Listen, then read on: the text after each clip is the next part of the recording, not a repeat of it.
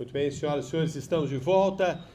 Vamos dar continuidade à ERI ITM 2026 e nesse momento temos a honra de receber, a partir da Iowa State University, eu não esqueci do State, o professor Dr. Regis Cooper. E o professor Regis veio ficar conosco há alguns dias.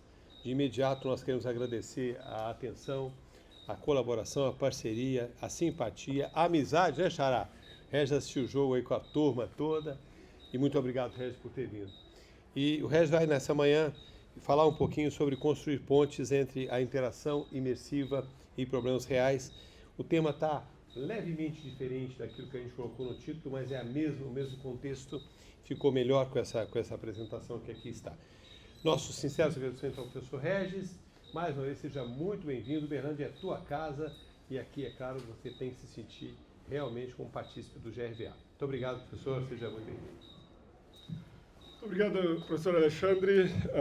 Eu gostaria de agradecer o convite e a oportunidade de falar com vocês sobre um pouco do trabalho que eu venho fazendo. Gostaria também de agradecer a hospitalidade de todo mundo aqui, toda a receptividade que eu tive. Primeira vez que eu venho a Minas Gerais, eu sou brasileiro, sou gaúcho, mas nunca tinha vindo a Minas e foi muito bom essa primeira impressão que eu tive a partir de Uberlândia. Então, eu vou falar um pouco sobre o trabalho que eu venho fazendo já faz mais de 20 anos em interações imersivas, falar um pouco inicialmente sobre pesquisa mais básica, pesquisa fundamental para desenvolver fundamentos de realidade virtual e realidade estendida em geral. E daí eu vou falar mais também sobre aplicações que eu já venho trabalhando faz quase 10 anos. Então, eu como eu falei, já trabalho com realidade virtual e aumentada, chamo de Extended Reality, e vocês me perdoem já por eu colocar alguns termos em inglês. Como eu já estou há mais de 20 anos nos Estados Unidos, é muitas vezes mais difícil falar tecnicamente em português do que em inglês, então eu peço já a compreensão de vocês, e se houver alguma dúvida, fiquem à vontade de perguntar. Eu sou professor no Departamento de Ciência da Computação na Iowa State University. Fui formado pela PUC do Rio Grande do Sul, tanto na graduação como mestrado em Ciência da Computação, e eu fiz um doutorado pela Virginia Tech. Aqui, essa imagem que vocês veem, sou eu com o meu colega Mauro Charão, participando de uma avaliação de um ambiente virtual colaborativo que foi desenvolvido pelo meu orientador no doutorado dele, professor Márcio Pinho. E aí vocês veem, isso foi em 2003, vocês já conseguem ver que existia tecnologia imersiva, mas era muito menos disponível. E toda a minha linha de pesquisa, desde a minha graduação, vem sendo sobre interação humano-computador em ambientes imersivos e ambientes 3D. E o foco que eu venho tendo já faz bastante tempo é essa transferência da pesquisa do laboratório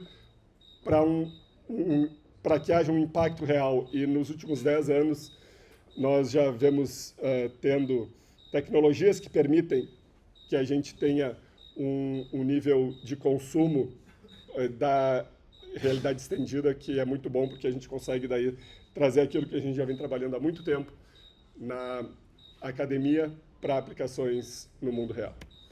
Então, algumas das questões fundamentais que eu trago pela minha pesquisa é como projetar técnicas imersivas que sejam intuitivas, úteis e de alta usabilidade, como manter o foco na experiência do usuário. Então, muitas vezes, nós, como cientistas da computação, engenheiros, a gente se preocupa muito com as funcionalidades do sistema, com as capacidades do sistema, mas é fácil a gente não prestar muita atenção no usuário, quando, na verdade, o usuário é o nosso fim.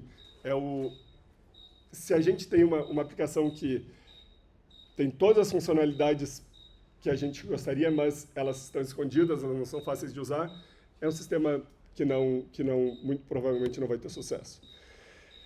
E como transferir essa ciência desenvolvida no laboratório para gerar um impacto no mundo real.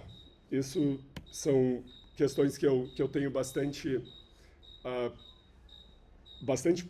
paixão sobre, bastante esforço em da interação com a experiência do usuário e levar a um impacto geral. Então, a minha ideia para que vocês saiam daqui, depois dessa palestra, entender algumas coisas sobre o que eu vinha falando, sobre a experiência do usuário.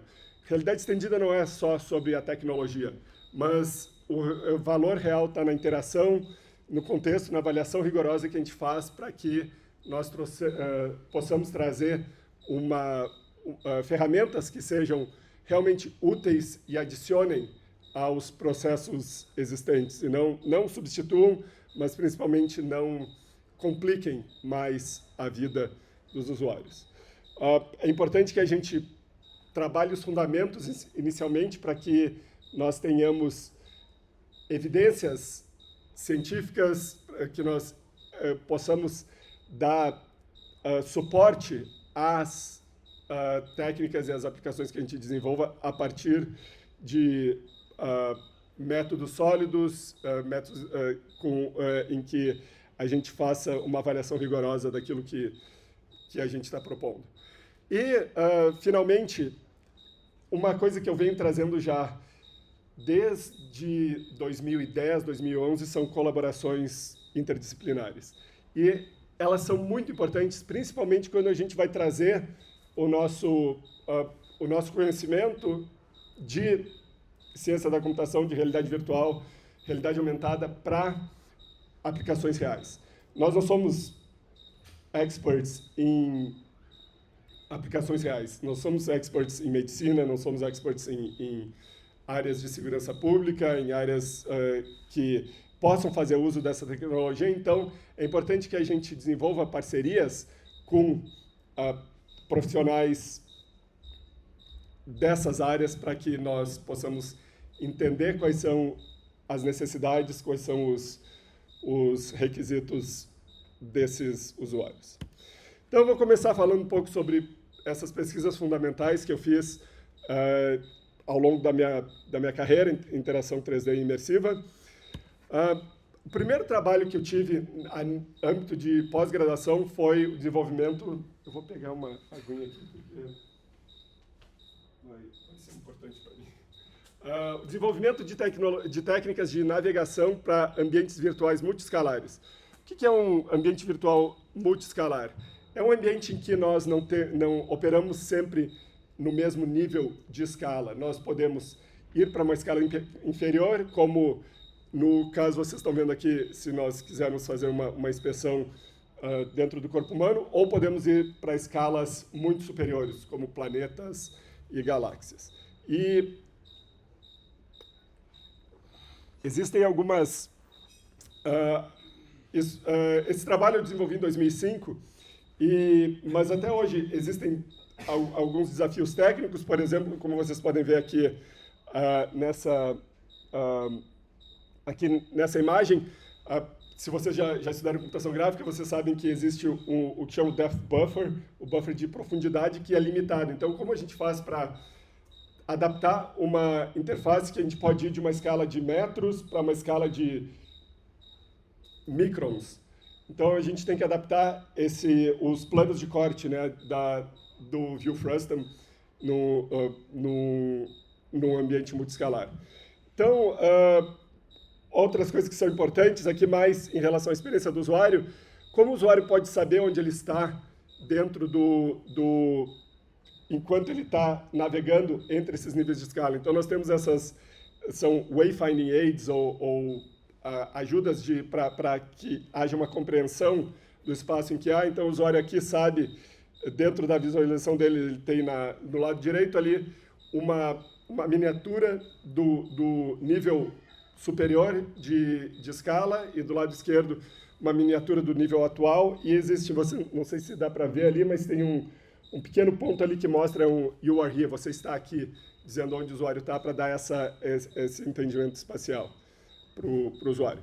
Eu tenho um vídeo aqui que, esse vídeo tem mais de 20 anos, então não é muito bom, mas vocês conseguem ver a ideia dessa técnica, que é uma técnica baseada em alvo, então nós selecionamos o nível de escala em que nós queremos entrar e apertamos um botão e daí nós somos levados a esse nível, e quando a gente entra no nível de escala, vocês veem que os movimentos são condizentes àquele nível. Então aí o usuário está dentro do pulmão e existem níveis inferiores, e a ideia é que a cada vez que nós possamos, ou que nós mudamos no nível de escala, todos os nossos movimentos são escalados de acordo para que a gente consiga continuar operando de uma maneira confortável e eficaz. Porque imagina, se o movimento de 1 para 1, nesse ponto o usuário estaria andando muito rápido, né? Detalhe aqui, vocês vão ver QR Codes em quase todos os slides. Esses QR Codes são links para os artigos que foram publicados a partir desses trabalhos. E também, vocês fiquem à vontade, se for possível depois, professor Alexandre, eu posso tornar esses slides disponíveis para futuro. Ok. Já no doutorado, então, o trabalho que eu mostrei sobre navegação multiescalar foi um trabalho de mestrado. No doutorado, eu comecei a trabalhar com apontamento 3D, raycasting, e como a gente pode melhorar a precisão. Então, vou mostrar algumas técnicas aqui que nós desenvolvemos. Uma delas é ARM, Absolute and Relative Mapping Selection, porque um dos desafios que nós temos com apontamento é que é muito pouco preciso, né? Nós temos uma instabilidade manual que é inerente à nossa capacidade física. Então, como a gente faz para selecionar um objeto pequeno à distância? Então, a primeira técnica, a ideia é que a gente converta, vocês veem, tem o ícone ali, ou o cursor, vocês veem que é um botão físico, ou um botão discreto que a gente aperta e aí vocês veem que há um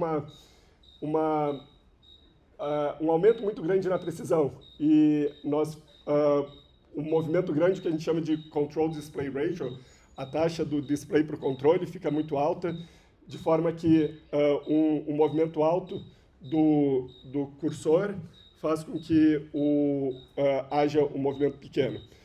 Uma outra técnica que a gente propôs foi Decoder, que é Dynamic Control Display Ratio, e a ideia aqui é que, ao invés de a gente ter um trigger discreto, que a gente aperta o botão quando a gente precisa de mais precisão, o que ocorre é que, quando nós tentamos ser precisos, a gente vai estar movimentando a nossa mão devagar. E aí o sistema infere isso e adaptativamente faz um aumento na precisão necessária. Então, tem um vídeo aqui que vocês vão poder ver o que ocorre. Aqui, enquanto eu estou movendo rapidamente, o cursor está indo rápido. Agora vocês veem que há um offset aqui. O usuário está apontando para lá, mas o cursor está ali ainda porque o usuário está movendo devagar. Então, a ideia é que isso aconteça. E aí, se o usuário se o usuário está próximo do objeto, não é necessário que haja esse aumento na precisão, então isso é levado em conta a distância do usuário também. Então, aí são algumas técnicas de interação que a gente trabalhou. Uma outra ideia que nós tivemos aí já quando eu estava... Isso, eu não botei a data aqui, mas foi em torno de 2013. Nós estávamos trabalhando com interação tangível dentro do ambiente de uma cave. Uma cave o que existia antes de nós termos esses capacetes de realidade virtual de baixo custo, e existiam essas salas de projeção, que foi onde eu trabalhei depois de terminar meu doutorado. Eu dirigi um laboratório desses, em que vocês veem aqui, o usuário está dentro dessa sala, então o usuário não usa o display não está direto na cabeça do usuário, o display está numa tela, e aí o usuário só usa óculos de shutter glasses, que mostram uma imagem para cada olho em forma sucessiva. E a ideia aqui como é que a gente pode fazer uma interação tangível com objetos digitais, quando objetos digitais realmente não têm tangibilidade, né? E a ideia foi essa ideia de specimen box, que são essas, ou specimen jars, que são essas, vocês já devem ter visto em museus,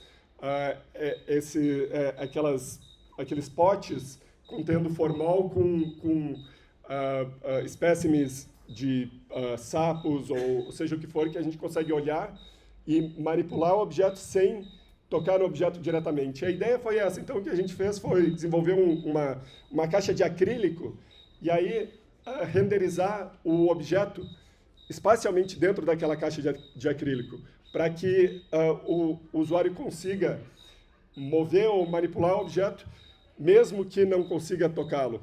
E a ideia foi comparar isso com uma técnica totalmente virtual. Então, eu vou mostrar um vídeo aqui. How many faces having colored green? E a ideia que a gente fez aqui, a gente usou uma técnica chamada Stroop, ou uma tarefa chamada Stroop Test, Please align the box. existe uma disparidade How many entre faces have the word red? uma cor, o objeto tem uma cor, mas é escrito numa outra cor. Então, vocês veem blue ali escrito em verde. O usuário tem que encontrar, então, é uma tarefa de alta How many faces have the word demanda green? cognitiva. E nós comparamos com uma técnica virtual, que é grab and throw, que o usuário usa duas mãos para mover o objeto. E o que foi interessante é que a gente observou com um estudo que a gente realizou, que não necessariamente o tempo foi mais curto, mas os movimentos realizados pelo usuário foram mais econômicos. Quer dizer, o usuário tinha que encontrar uma face ali que tinha um prompt de áudio, e quando o usuário estava segurando a caixa, o usuário ele mexia menos a caixa do que usando a técnica virtual. Isso mostra que foi uma interação mais realística para, por exemplo, transferência de treinamento, que é um dos desafios que existem em treinamento virtual, né? Como é que a gente garante que, se tu treinou em realidade virtual, esse treinamento que tu teve em realidade virtual ele transfere para o mundo real? E o que a gente viu aí é que talvez, quando há necessidade de inspeção de objetos, usando um objeto tão tangível, traz um desempenho mais realista do usuário do que se o usuário não tem essa tangibilidade. Agora eu vou falar um pouco, já entrando um pouco numa área, fazendo essa ponte da pesquisa básica para uma pesquisa mais aplicada, com interação com seres humanos virtuais,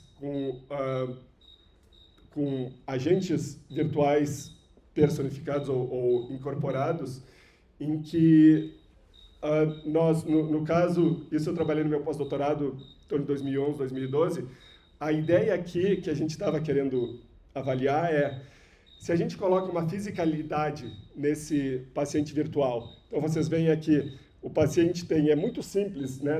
Hoje em dia nós temos agora robôs humanoides e tal, isso foi em torno de 15 anos atrás. A ideia que a gente propôs aqui foi uma televisão virada verticalmente, com um agente virtual, um ser humano virtual ali, mas também com pernas de manequim que são motorizadas. Então, se o humano virtual se vira para um lado e para o outro, as pernas giram, e também o ser humano virtual acompanha. A gente tem aqui, não sei se vocês lembram do Microsoft Kinect, que é uma câmera de profundidade. Essa câmera consegue ver onde está o usuário, e aí os agentes virtuais eles estão sempre trocando olhar, eles estão olhando no olho do usuário. E o que a gente observou foi... Aqui, primeiro vamos só ver Does it hurt here where I'm pointing, or here, or in your shoulder, here on the side? Yes. Everywhere? Então, essa técnica aí é a técnica básica. Que não Participants were supported by a virtual nurse capable of providing information and administering medication to the patient. Let's start with, let's give him 20 milligrams of Esmolol. Slow his heart rate. Let's also... There was also a family member of the patient present. She interrupted occasionally to express concern for her father's condition. He's having pain in his chest. We need to determine if it's from... Most interactions lasted between 6 and 8 minutes. Our results showed that high physicality improved participants' perception of the nurse's social presence. The high physicality condition had higher average social presence scores for all 5 social presence statements. Results show that participants perceived the nurse to be significantly more sentient, conscious, and alive. A marginally significant difference favoring the high physicality condition was also found for the presence question. We also found that high com o aluno conversando, tratando o agente virtual pelo nome. Então, deu nós conseguimos observar esse benefício aí do realismo físico no agente virtual, no comportamento do aluno, o que também, de novo, pode ajudar na transferência desse treinamento em ambiente virtual ou treinamento com realidade virtual, com tecnologia para a aplicação ou para a execução do que foi treinado. Um outro projeto, infelizmente eu não tenho um vídeo aí, também feito no meu pós-doutorado, em 2011 e 12, foi o uso de humanos virtuais, pacientes virtuais para ensino médico, nesse caso em que os pacientes eles apresentam um déficit ou um cranial nerve palsy, que é uma paralisia de um nervo cerebral. E o que nós observamos aí é que, de novo, o fato de nós termos seres humanos que conversam com o paciente fez com que, com o aluno, fez com que os alunos agissem de forma consistente com o que eles agiriam no mundo real. Um exemplo específico aqui é os biases ou os vieses raciais que existem no mundo real, eles se aplicaram no mundo virtual, por exemplo, com pacientes negros sendo diagnosticado menos ou com menos frequência ou com diagnóstico de menos gravidade do que pacientes brancos.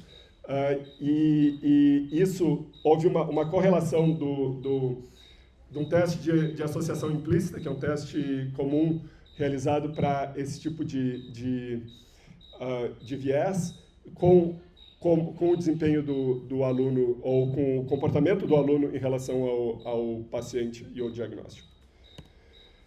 Mais um trabalho que fizemos em termos de seres humanos virtuais, vocês veem aí, esse trabalho, inclusive, ele viralizou no Reddit, porque é um simulador de exame de próstata. E o que a gente observou aqui é que o simples fato de haver um ser humano virtual vinculado a esse simulador de próstata fez com que os alunos que já tinham feito testes ou treinado em o que eles chamam de standardized patients, que são pacientes padrão. Lá nos Estados Unidos existem pessoas que o trabalho deles é receber testes exames de próstata por alunos. Eles ficaram mais nervosos. A gente fez uma captura da resposta galvânica de pele, que é uma medida de estresse, e pacientes que já tinham tido uma experiência anterior, quando eles estavam interagindo com um ser humano virtual acoplado a esse manequim simulador, eles tiveram uma resposta elevada de estresse, que, de novo, mostra como os pacientes virtuais podem fazer com que essas situações interpessoais estressantes sejam replicadas, quando que é apenas um simulador prostético, ali o aluno não vê aquilo como possivelmente um paciente real, o que ocorre quando eles estão com um paciente virtual, com um ser humano virtual acoplado ali. Agora eu vou falar um pouco sobre conforto em realidade virtual, ou desconforto, né? Quem aqui já sentiu algum tipo de desconforto, talvez náusea, alguma coisa assim, usando a realidade virtual? Muita gente, né? Porque existe o que a gente chama de Visually Induced Motion Sickness, o que é uma náusea, uma doença por movimento induzida pela visão, o que normalmente é o contrário, né? A gente está num barco, o barco está balançando e nós percebemos como não havendo movimento pela nossa visão. Em realidade virtual, a nossa visão nos dá movimento, a impressão do movimento, mas nosso corpo está parado. E existe esse conflito sensorial entre o que o nosso ouvido interno, nosso sistema de balanço nos diz, e o que a gente enxerga. E o que ocorre é que muitas vezes isso daí causa uma resposta de desconforto, náusea, etc. Não é conhecido o mecanismo gerador disso, ou por que isso ocorre, existem várias teorias, mas o fato é que ocorre.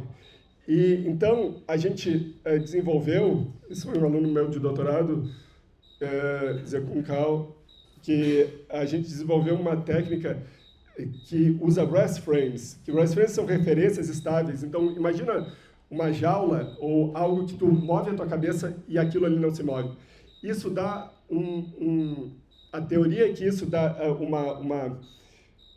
uma referência para o usuário ao ambiente físico, e a hipótese é que isso diminua a resposta de náusea, o desconforto do usuário. Então, o que a gente fez durante o estudo foi, a cada... deixa eu mostrar aqui o nosso design do experimento. Nós tínhamos aqui um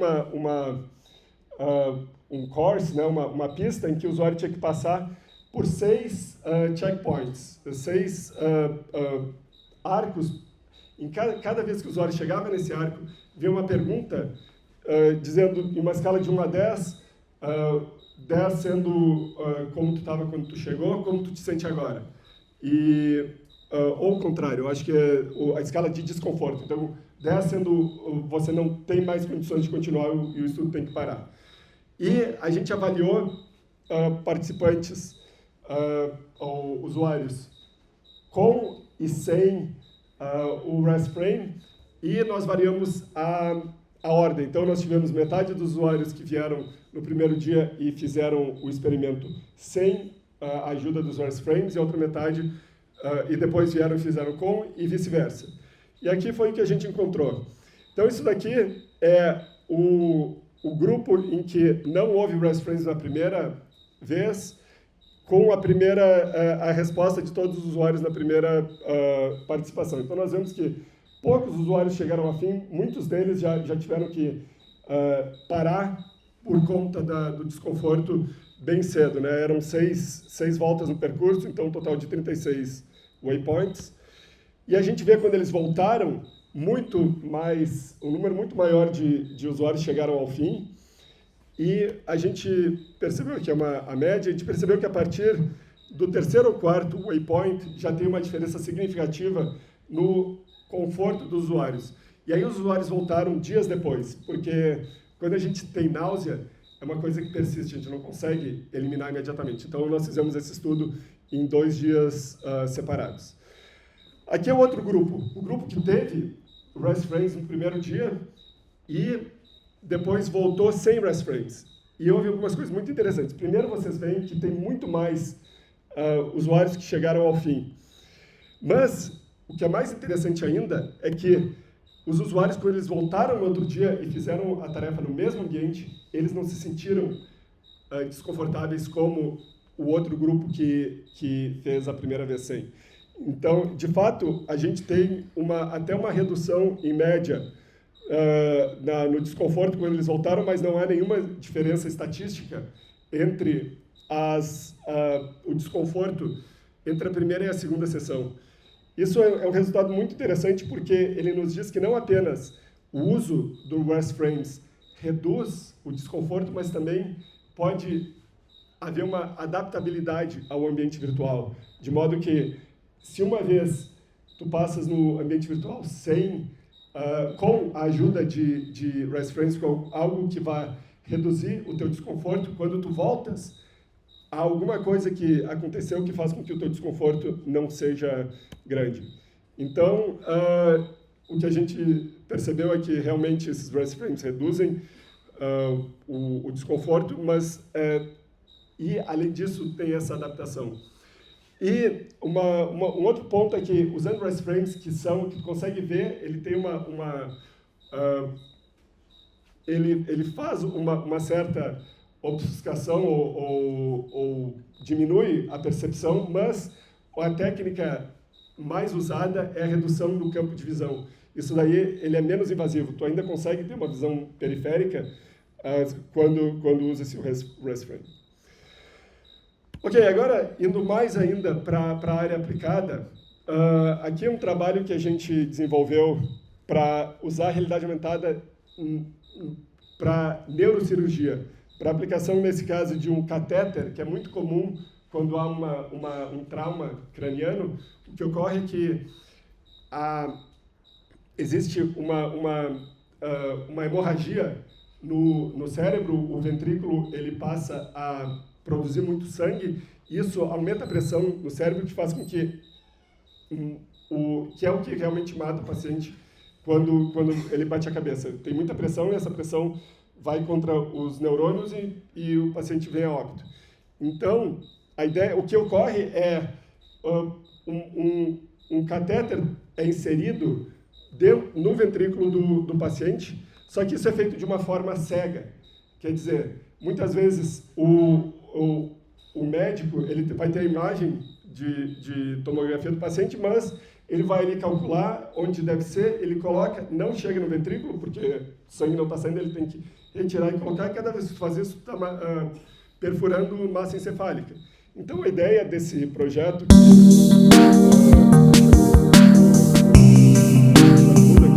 Mas a ideia desse projeto é que a gente possa fazer guiar a partir da imagem do paciente, da imagem da tomografia do paciente, o médico enxergue... Fix anchor. Fix anchor. E aí, So now it's fixed. You cannot move it.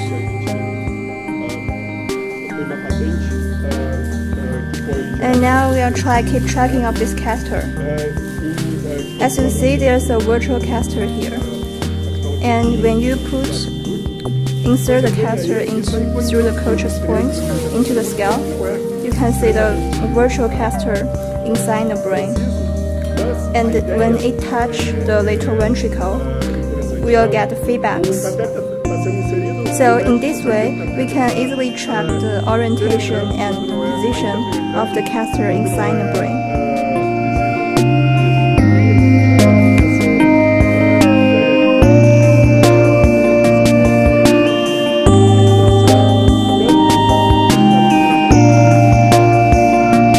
E aí é muito mais fácil fazer, porque a gente vai oferecer esse feedback num manequim, mas eventualmente até em pacientes reais. Ok, vamos continuar falando sobre a área de saúde, agora com o projeto Survivors, que é a ideia de usar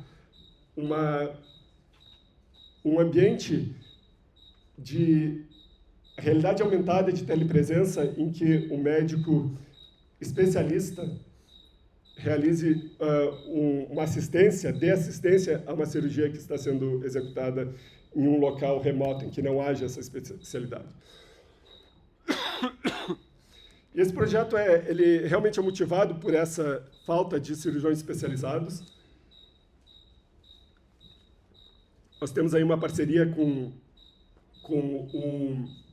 o Hospital de Kilimanjaro, na Tanzânia, em que, na Tanzânia, no país inteiro, há 2 ou 3 neurocirurgiões e uma demanda de neurocirurgia que é desproporcionalmente alta por causa de violência, acidentes de carro, etc.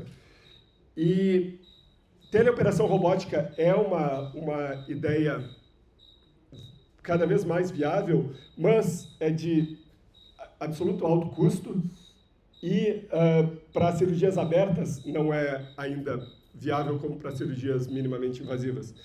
Então, a ideia é como é que a gente pode fazer um auxílio aí. O que existe hoje é o que chama de task shifting ou task sharing, que é a transferência ou compartilhamento de tarefa, em que um cirurgião geral que está no hospital e precisa realizar essa cirurgia de emergência, colocar esse catéter, ele não tem essa experiência, ele não foi treinado para isso. Então, ele consulta com um cirurgião técnico, uma ligação, alguma coisa, e faz um planejamento da cirurgia. Ou, quando não há esse cirurgião especializado, ele vai ter que fazer o procedimento por ele mesmo, e isso daí vai aumentar muito o risco, mas é melhor do que não fazer nada, né? Porque senão o paciente vem a óbito. Então, a ideia é como é que a gente pode reduzir isso, dando oferecendo uma assistência remota de baixo custo, que possa ser de baixo custo tecnológico, que possa ser compartilhada ou oferecida para uma equipe que não tenha especialidade. Então, a pergunta é como a gente pode levar um cuidado especializado onde ele não está disponível, e a solução é que a gente tem uma ligação direta entre um cirurgião especializado num país desenvolvido, que o cirurgião vai estar num ambiente imersivo de telepresença de realidade aumentada, com para oferecer assistência a uma cirurgia que está sendo realizada por uma equipe de cirurgia geral num país em desenvolvimento. Então, a solução que a gente propõe, que nós estamos começando a fazer testes, inicialmente testes de usabilidade, e aí a gente vai passar para testes em ambientes cirúrgicos, é que a gente tem um vídeo 360 graus imersivo, em que o usuário remoto ele vai estar com a compreensão espacial do ambiente, que é uma coisa importante que a gente sabe e ficou sabendo a partir de conversas com especialistas. Aquilo que eu falo sobre a interdisciplinaridade é que ver apenas aonde a cirurgia está sendo executada não é o suficiente, porque existe muita coisa acontecendo na sala de cirurgia e é importante que o médico tenha esse entendimento do que está ocorrendo. Mas também é importante que o cirurgião tenha uma imagem detalhada. Então, nós temos também um feed, uma imagem de onde está sendo executada a cirurgia, além de uma imagem do monitor vital do paciente. E aí aqui eu vou passar rapidinho aqui, mas a implementação técnica, mas aqui a gente tem um vídeo mostrando o protótipo que eles têm. Então, here, see all this tearing and stuff, and he's got a discoid meniscus, which means that his meniscus he was born with an abnormal shape. So right here's the medial bone called the medial femoral condyle. It's got nice, good white cartilage. Here's the medial tibial plateau. This thing that I'm using my probe on right around here and here. That's the meniscus, called the medial meniscus, where a lot of tear is at. Que o médico está... all the tearing of the meniscus, all in here. Remember on that other side how smooth and white and clean it was? Nós estamos muito no início desse projeto. A gente exibe uma tela na sala de cirurgia. A evolução desse projeto vai ser a integração das anotações especialista remoto diretamente em realidade aumentada, para que numa primeira fase no campo de visão do médico, mas mais adiante ser exibido diretamente no órgão que está sendo operado.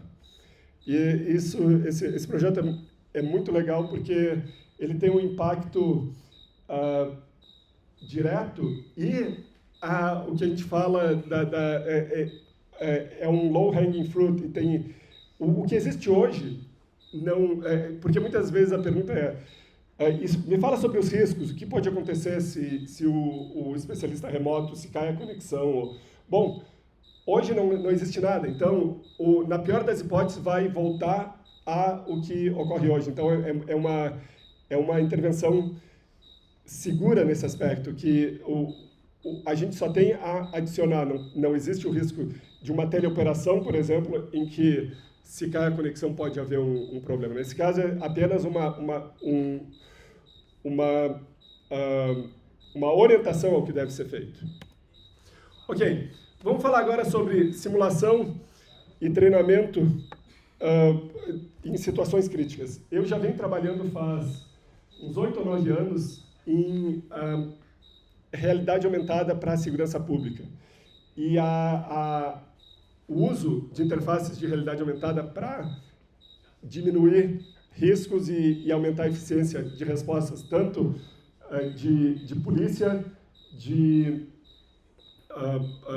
bombeiros e de socorro médico.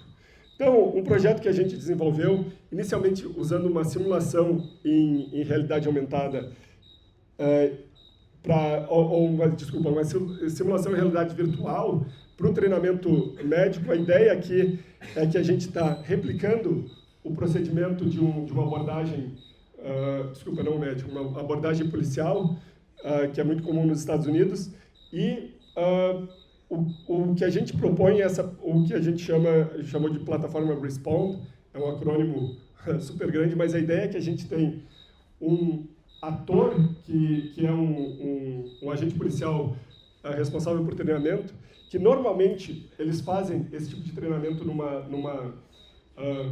num circuito fechado, e esse agente de treinamento, ele faz de conta, ele age como um motorista com algum tipo de comportamento. Só que o policial vai estar sempre olhando, vendo o seu colega ali. O que a gente propôs é usar uma ferramenta que rastreie tanto os movimentos como expressões faciais desse ator e incorpore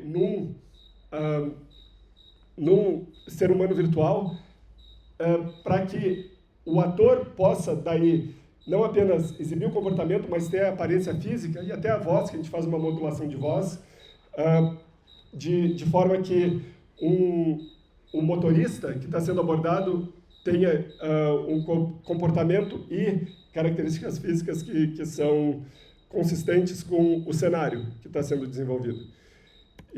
Então, aqui só um exemplo técnico. A gente usou uma ferramenta de software proprietária para fazer rastreamento a partir de câmeras. Então, nós tínhamos 2 câmeras, uma câmera pegando bem no rosto para pegar os movimentos ou as expressões faciais, e uma câmera mais afastada que pega os movimentos de corpo. E aqui, eu peço desculpa por ser em inglês, mas a gente tem uma sessão de treinamento que a gente fez com o Departamento de Polícia da cidade de Hillsborough, na Carolina do Norte. E vocês veem aqui, só deixa eu dar uma pausa aqui. Vocês vão ouvir alguns motoristas são mulheres, outros são homens, mas todos eles são controlados pelo mesmo ator, que no caso aí é um homem. E a gente fez a modulação da voz. Então, vamos tocar. Então, inicia dentro do carro e aí... I stopped you today because you were speeding. Do you have your driver's license on you? How was I speeding when every car was actually passing me? I thought I might have been going too slow. Well, I've got a radar unit here, and I can aim it towards you, and that told me that your vehicle was going faster than the others. That really doesn't say right at all. I'll give you a license, and we're just going to clear.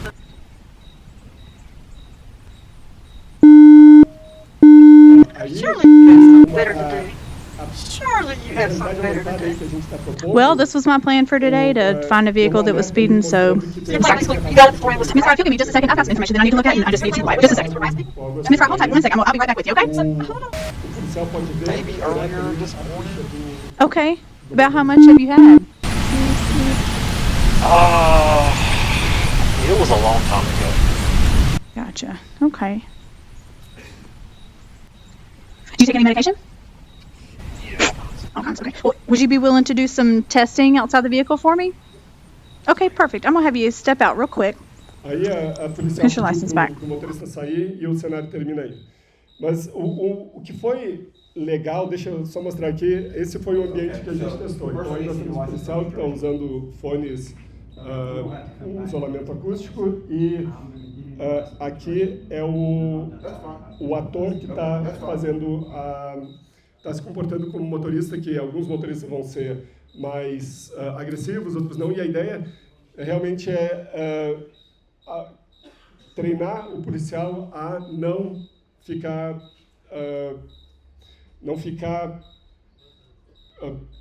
irritado ou não escalar a situação, que a gente chama de de-escalation training, né? Que é a ideia de pegar uma situação que pode escalar para a violência e tentar diminuir, botar um pouco de água na fervura. E o que foi muito interessante disso, além de ser um sistema que foi super bem aceito pelos policiais, tanto o sistema de realidade aumentada, que é uma questão futura, quanto um grupo de policiais fez o treinamento usando os processos atuais. Uma coisa que a gente estava preocupado é que, nossa, eles sabem que é o chefe deles que está ali fazendo de conta que é motorista, e aí vai ter uma motorista mulher e tal. Será que eles vão levar a sério? Eles vão achar que é piada? Não, todo mundo levou super a sério.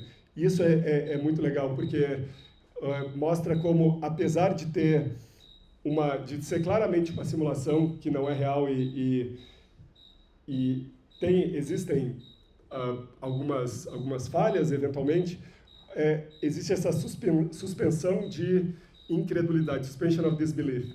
Quer dizer, os usuários aí, eles aceitaram tanto a questão que parece que não é realística, né? Não parece um vídeo ali, parece mais um desenho animado, quanto qualquer imperfeição e comportamento do motorista ou o sexo do motorista ser diferente daquele do ator. Eles aceitaram isso como sendo imperfeições e tocaram o treinamento de forma bem realística. Então, a gente teve uma surpresa bem legal aí nessa situação. E,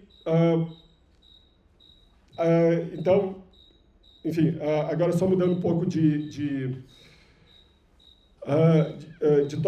tópico, mas ainda dentro dessa área de segurança pública, falar um pouco mais sobre o desenvolvimento de interfaces de realidade aumentada para o treinamento de agentes de segurança pública. E o que a gente propõe aqui é o desenvolvimento modular. Então, deixa eu passar aqui. A gente chama de First Modular, que é o desenvolvimento modular de interfaces de realidade aumentada para casos de uso em segurança pública. Eu vou passar alguns vídeos aqui, depois falar um pouco mais sobre o que a gente fez. Então, aqui, deixa eu voltar aqui um pouquinho.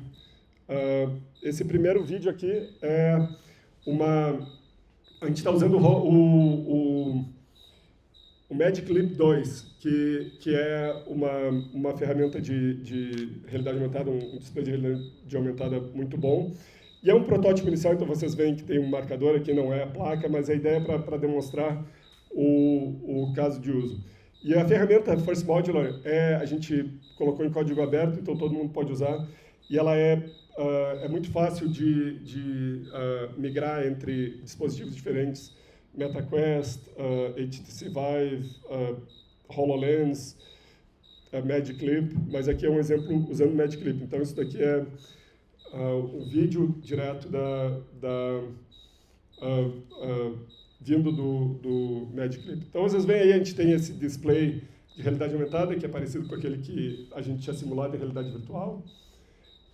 E a ideia é mais ou menos aquilo que a gente mostrou em realidade virtual, mas agora usando realidade aumentada real, né? E existe ali a detecção do objeto, e daí tem uma busca em banco de dados que mostra a ficha do paciente. Aqui é um cenário de socorro médico. E aí são algumas outras ferramentas que a gente desenvolveu. Tem essa ferramenta de checkpoint aí, ou checklist, que o usuário, que seria o paramédico, ele pode ver os passos que devem ser feitos para atender a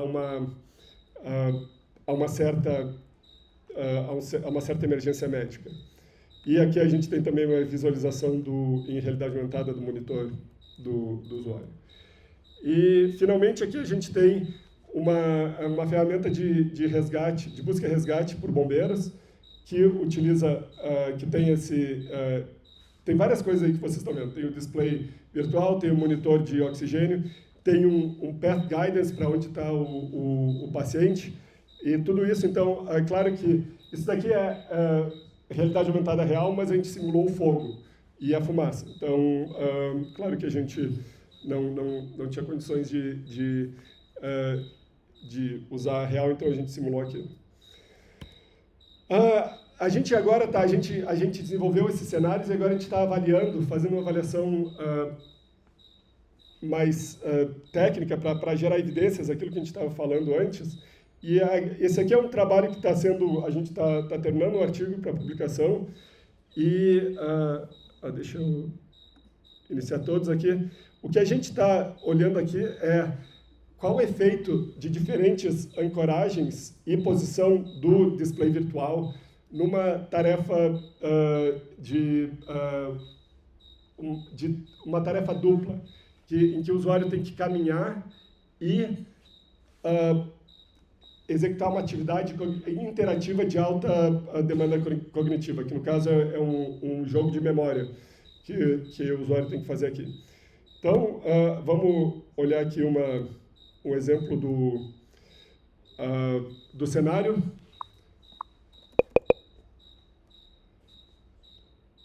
Aí vem um prompt de voz dizendo onde o usuário deve ir, e daí a tarefa começa quando o usuário chega no checkpoint, que é um carro aí no caso. Star.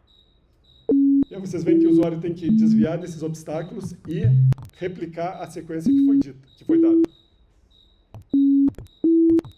Cada vez que o usuário acerta a sequência, ela aumenta um elemento, e quando o usuário erra, ela diminui um elemento. Então a ideia aí é que o usuário tenha esse flow aí de desempenho, em que ele sempre esteja engajado cognitivamente. Star. E nós tivemos aí vários resultados interessantes que a gente ainda está processando, mas com relação à posição do display.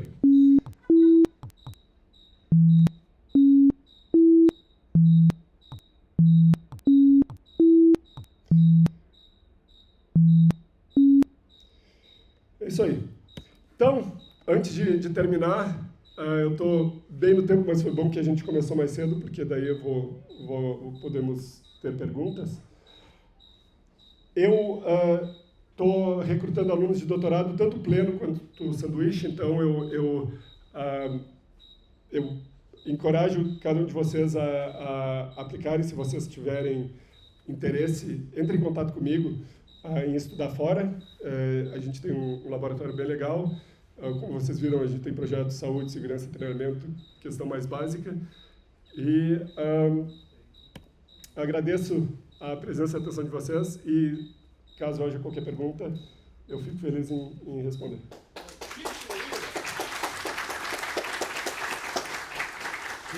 Pode ficar com esse aí. Deixa eu pegar o outro. Aqui. Tá aqui. Obrigado. Liga aí.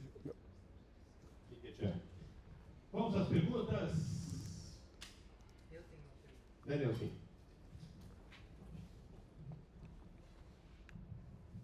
Professor, bom dia. Bom dia. O senhor demonstrou para nós aí diversos contextos de aplicação de realidade aumentada virtual. E a sua preocupação dentro da pesquisa da aplicação é exatamente como essas interfaces beneficiam o usuário no final, né? E a minha pergunta, eu acredito que você deve ter feito muita pesquisa aí no background para isso, sobre quais são os melhores instrumentos para a gente conseguir realmente avaliar a experiência do usuário. Porque são diversos fatores. Às vezes nós vamos precisar de sinais biológicos, para ter um melhor feedback do que está acontecendo realmente com o usuário, e às vezes instrumentos questionários. Então, se tivesse como o senhor falar como isso aconteceu aí no background ao longo da sua jornada. Claro, claro. Ótima pergunta. E realmente é um desafio bem grande e é muito importante. É muito importante que a gente possa gerar aquilo que eu falei no início, gerar evidências científicas para que a gente tenha um lastro daquilo que a gente está dizendo. Como nós medimos a experiência do usuário, os instrumentos que a gente usa, depende muito do objetivo da aplicação, do objetivo da técnica. Então, muitas vezes, o que eu procuro fazer é ter algumas medidas objetivas. Se eu estou testando uma técnica de interação, por exemplo, eu vou querer saber se ela é mais precisa, mais rápida. Então, eu vou gravar erros, vou gravar velocidade, vou gravar coisas assim. E quando nós vamos para questões, principalmente para sistemas mais complexos, é difícil daí porque tem muita estratégia, muita diferença pessoal. Então, a gente tem que usar alguns outros mecanismos. Por exemplo, o trabalho do simulador de exame de próstata, a gente usou uma medida de resposta galvânica, Galvanic Skin Response, que essencialmente ele mede o nível de suor, de umidade, e aquilo há uma correlação entre isso e estresse. Mas medidas biológicas são muitas vezes muito noisy, né? Tem muito ruído porque pode estar acontecendo muitas outras coisas. Então é importante também a gente usar elas junto com questionários e aí em relação a questionários talvez o mecanismo mais utilizado o instrumento mais utilizado em avaliação de usuário e uma coisa que é problemática, né? Porque tem muita subjetividade e tal. Então, eu sempre procuro e estimulo o uso de questionários validados e não questionários que sejam criados para um estudo específico, porque aí, pelo menos, nós temos uma validação que foi feita mostrando diversas questões importantes, como a reliability, né, do questionário, enfim... Mas é uma combinação, em geral, a gente faz uma combinação de métricas. E outra coisa que é importante é o isolamento das variáveis que a gente está avaliando. Então, a gente procura sempre manter toda a experiência, toda a aplicação exatamente igual e mudar somente aquilo que a gente está controlando, porque daí a gente está diminuindo a possibilidade de fatores externos, confounding factors que podem alterar. Mas muita gente aqui tem bastante experiência com IA, o que faz... para avaliar o modelo de IA é muito simples, porque a gente coloca lá e mede a resposta de processamento. Quando a gente começa a trabalhar com pessoas, o buraco é muito mais embaixo, porque não é determinístico, né? Então, a gente tem que... É uma ciência inexata, né? É incerto, mas a gente tenta diminuir qualquer fator que possa gerar ruído, né? Excelente, Regis. Eu quero pedir licença ao Regis para comentar aqui um pouquinho sobre isso. Vai ser apresentado, muitinho sobre isso, vai ser apresentado no curso das 13h30, professora Valéria Farinazzo, sobre acessibilidade, usabilidade em ambientes imersivos, que ela vai tratar sobre, inclusive, a avaliação. Obrigado, Léo. Obrigado, Valéria. Larissa, chega lá no fundo.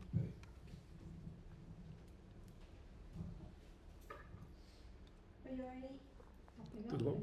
Sim. Regis, então, a minha pergunta é relacionada a isso também, mas um pouco relacionada ao tempo de uso em si do ambiente, porque quando estávamos no I3RVA em Orlando, teve uma palestra relacionada sobre a idade do usuário e a quantidade de tempo que ele utiliza do ambiente imersivo e a resposta disso no corpo. Vocês fizeram a análise com relação a essa área também, de diferença de idade?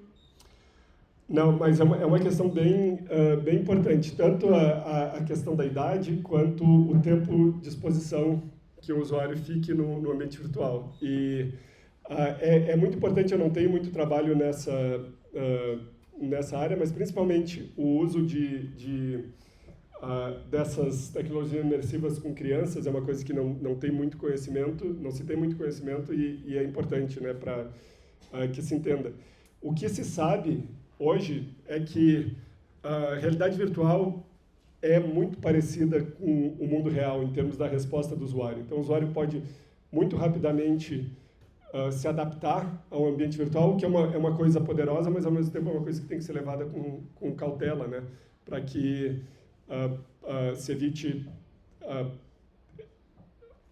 se evitem efeitos que não sejam desejados.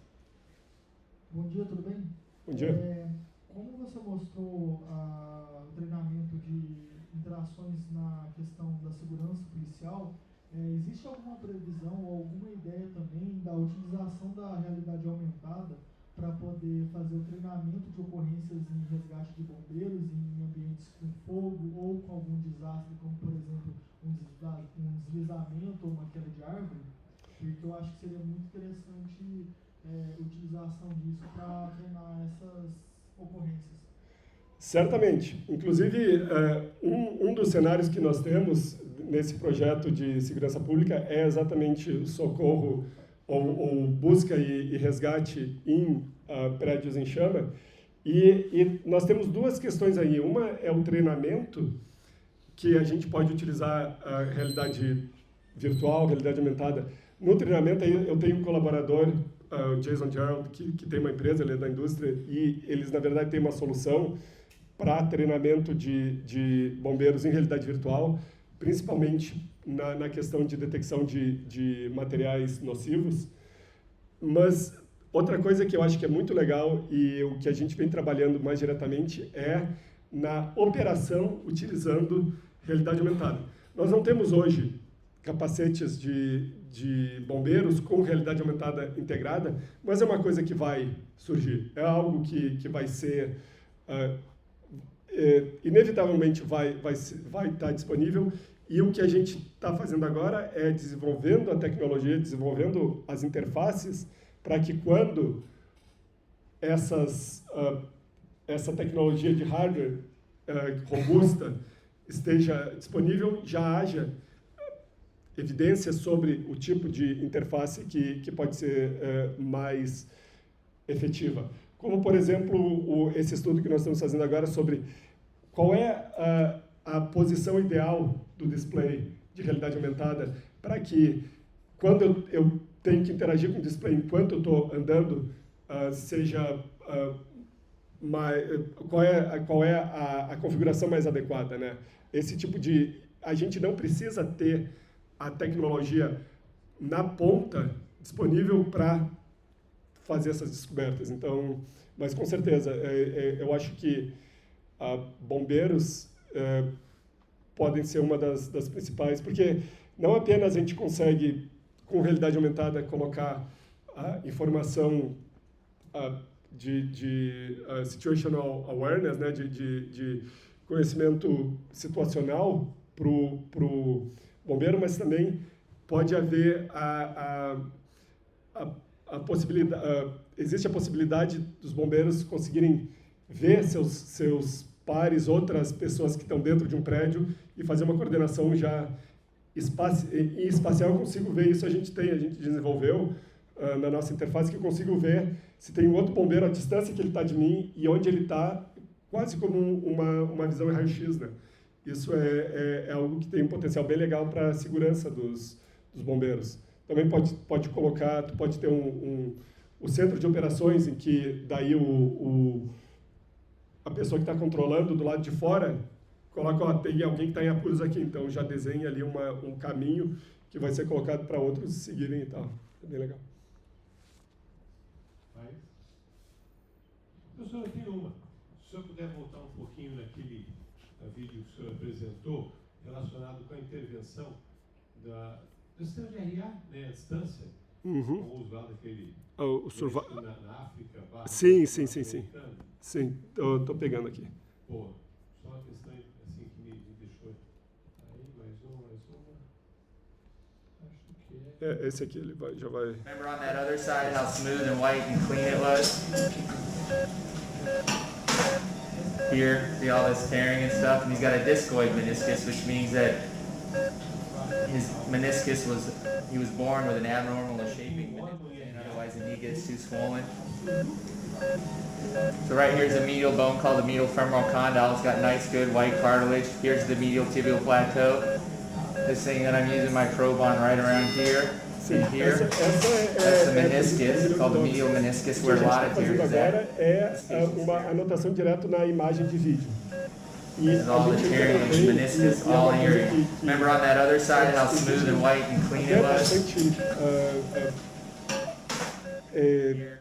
Inteligência artificial para cleans up things. Essa correspondência. You can imagine if you're working out running how these tears in your knee can flap and get stuck, kind of like a hangnail. É uma das vertentes que a gente quer seguir com o projeto para que. Imagina se você. So for this case, I have to remove any of the tears and I have to. Tem uma anotação que é feita no coração que está batendo. Eu congelo aquela imagem e eu mostro, ó, é aqui que tem que ser feita uma incisão. Para que isso seja mostrado em realidade aumentada, é necessário que haja um modelo que vá compreender não apenas o formato do coração, mas também a deformação do coração no tempo para que a gente consiga aplicar essa textura. Havendo isso, daí é perfeito, mas o que tem duas formas de ver, né? Uma delas é, nossa, está tão longe, a gente não vai conseguir chegar nisso tão cedo. Mas a outra questão é, nossa, está tão longe, tem tanta coisa que a gente pode descobrir para chegar lá. E eu gosto dessa segunda aí, que tem muitos trabalhos a serem feitos aí nessa área para eventualmente a gente aproximar dessa visão final, né? Eu estou até ratificando aí essa questão. O senhor Valério estava comigo na Universidade de Aveiro alguns anos atrás e eles trouxeram uma proposta de pesquisa bastante parecida do ponto de vista, é claro, de estratégia, mas com muito menos consolidado do que a tua, em que eles fariam uma intervenção no rim humano, assistida por realidade aumentada, por meio da captura de uma informação prévia. Daí a questão que colocamos na mesa, Valéria vai se lembrar disso, mas para que eu deito o paciente e que a posição do paciente muda um pouquinho, há uma deformação do órgão. E acabou. Aquela informação que você tinha prévia, já era. Exato. Então, mas é um desafio de realidade, de inteligência artificial aí, né? Um desafio de visão computacional que deve ser buscado. E eu acho que é legal porque tem trabalho aí pro resto da vida. Mais? Eu tenho... Tem uma aqui antes. Bom, tem mais uma também, tá? Bom dia, professor. Bom dia. Em situações da abordagem policial, mesmo que mediado por atores, na vida real é uma situação que ela exige uma atenção, principalmente por parte dos passageiros, nessa comunicação entre policial, até por questões raciais, discriminatórias. Uhum. Então, como vocês enxergam essa diferença entre um modelo controlado por policiais e por atores e ele aplicado na vida real, nessa interação entre humano e policial? Uhum. Pois é, isso é uma limitação, né? A gente tem, quando nós estamos treinando, nós sabemos que a gente não está no ambiente real, então a gente não vai, potencialmente a gente não vai agir de forma realista, né? A gente não vai estar com o mesmo nível de tensão e tal. O que nos dá esperança em relação a isso é que tem muita pesquisa, inclusive um dos projetos que eu mostrei, aquele da paralisia cerebral, a paralisia de nervo cerebral, que a resposta do usuário, ou a forma como o usuário age com um ser humano virtual, é consistente com a forma que ele age com um ser humano no mundo real. Ou seja, se a gente faz uma medição desse viés implícito, e tem alguém que tem um viés anti-negro, por exemplo, a gente conseguiu observar que o tratamento com pacientes virtuais negros foi diferente do que com pacientes virtuais brancos. Então, ainda que nós não conseguimos colocar o policial exatamente na situação de estresse que existe no mundo real, é algo que é muito mais aproximado do que o que eles fazem hoje, que é ter um único motorista que está fazendo o papel de todo mundo. Daí ele chega lá, faz de conta agora que eu sou uma mulher negra que vai agir assim. E aí tem muito mais níveis de indireção aí, né? Quando a gente está usando o paciente já que tem essa aparência, a resposta pode ser surpreendentemente realística, mesmo sendo claramente um ambiente sintético e não havendo os estresses de uma situação real. Oi, de novo. Então, Regis, a minha pergunta ela vai meio que completar a última frase da sua resposta para o meu pai. Então, você comentou sobre a evolução da inteligência artificial nesse meio para poder a análise, para possivelmente uma união com o Digital Twin para o meio da cirurgia assistida, né?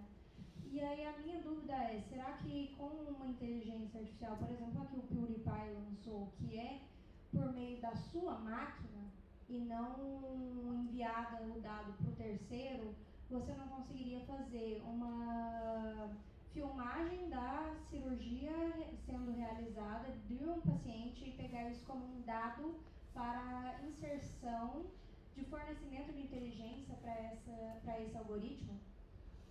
Eu acho que sim, eu acho que à medida que houver mais escala desse tipo de aplicação, eu acho que pode ser usada, né, para treinamento de modelos maiores, né, que levem em consideração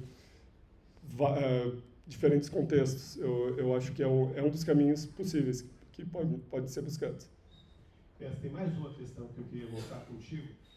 Naquela questão, ou naquelas avaliações que fizeste lá na questão de mal-estar, signos, etc., existe uma diferença muito grande entre constituir a experiência do usuário no ambiente virtual por meio de um agenciamento prévio ou, hipótese 2, deixando livre para coordenar. Então, vamos imaginar que a gente tivesse uma avaliação de signos em duas situações, aquela na qual o script já está pronto e, portanto, o nosso ilustre usuário vivencia o script, montanha-russa, ou ele coordena até a velocidade do carro? Isso é uma coisa que a gente não testou e eu não sei se tem muito conhecimento. Uma coisa que eu acho que existe, que existe evidência é sobre a agência. O usuário é o motorista ou ele é o passageiro. O motorista ele vai ter muito menos desconforto do que o passageiro, né? Então, mas seria interessante sistematizar isso e ver exatamente qual é o peso, né? O quanto realmente importa existir agência versus tu ser levado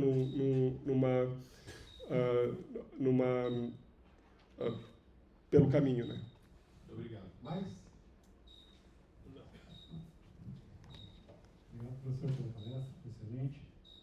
O senhor comentou a respeito de patentes, né? Gostaria de saber se o professor tem produtos no mercado ou é mais pesquisa acadêmica mesmo, pensando nesse futuro, o senhor falou? Sim. Sim. Eu tenho 2 projetos que viraram patentes, mas eles estão disponíveis para serem licenciados, mas é bem mais acadêmico. É algo que foi uma escolha que eu fiz porque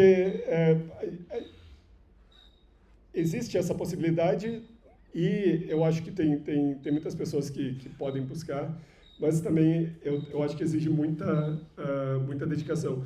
Mas nessa linha, o projeto, o laboratório onde eu fiz o meu pós-doutorado, antes de eu iniciar, na verdade, eu iniciei meu pós-doutorado substituindo o pós-doutorando anterior, que foi ser CTO de uma empresa que foi gerada, que é uma empresa de uso de seres humanos virtuais para o ensino de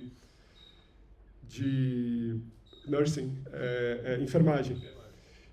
E foi um sucesso absoluto. A empresa foi eventualmente adquirida pela Elsevier que é uma empresa de conteúdo, né, conteúdos científicos e tal, por